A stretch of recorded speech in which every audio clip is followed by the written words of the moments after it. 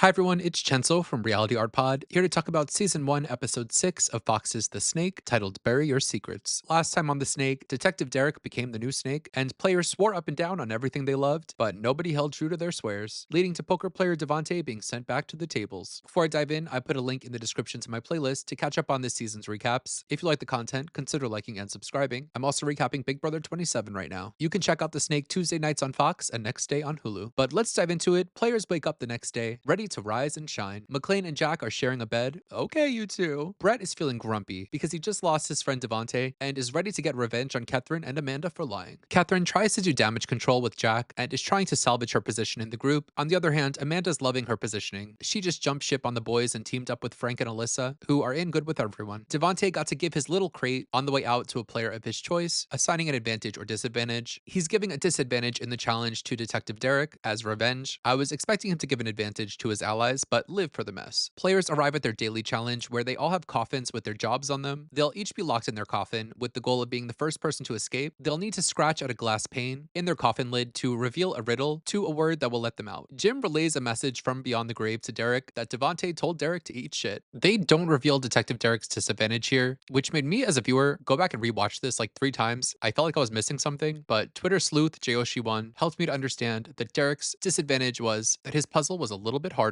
So they get started, buried alive and scratching at their glass. The riddle is, if anyone stands in your way, this is the type of game you must play. The answer was dirty, and Jordan solves it first, becoming the snake this week. Catherine is happy that her bestie, that she's been investing into, won. Jordan, of course, twerks to celebrate. Amanda tells us that Jordan is basically a follower and emotional player. Even Catherine calls Jordan a puppet in confessional, as Jordan and Catherine skip through the house and jump on the bed. Catherine is on cloud 9. Frank calls her Miss Potato Head because she changes her face all the time. Jordan's allies are Catherine, Frank, and Alyssa, but the other big alliance, Brett, Jack, and McLean, are nervous and campaigning to Jordan to get Jordan to save them, and newbies John and Christine are doing their own thing, either in the middle or completely out of it. Jim shows up at the house to shit stir. He has a speaker that's going to expose things they've been saying about each other with voice alteration to keep the messages anonymous. I thought that this was about to be something crazy, but it wasn't really. Some of the messages call out strong, shady players like Derek, Amanda, Jack, Catherine, which have the least impact on the group because obviously those are strong players. But some of them feel like production trying to tell the more inactive players to start playing, like Alyssa and Frank, with one message that says everyone's using Frank, causing him to get really upset.